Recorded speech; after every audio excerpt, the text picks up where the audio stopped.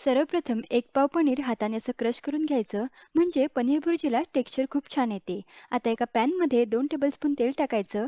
तेल गरम झाल्यावर त्यामध्ये 2 मध्यम आकाराचे बारीक कापलेले कांदे ॲड करून मस्त सोनेरी रंगावर कांदा परतवून घ्यायचा. कांदा परतवून झाल्यावर यामध्ये 2 मध्यम आकाराचे बारीक कापलेले टमाटर, 2 बारीक कापलेल्या हिरव्या मिरच्या, अर्धा चमचा मीठ व थोडी बारीक कापलेली कोथिंबीर टाकून लो फ्लेमवर 4 ते 5 मिनिटे परतवून घ्यायचं.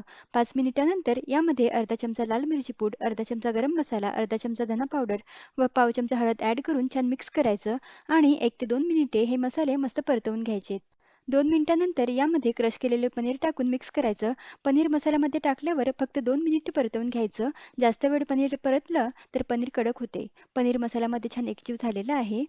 आता गॅस बंद करायचा आणि मस्त ही चमचमीत पनीर भुर्जी नान, फुलके किंवा चपातीसोबत सर्व्ह करायची.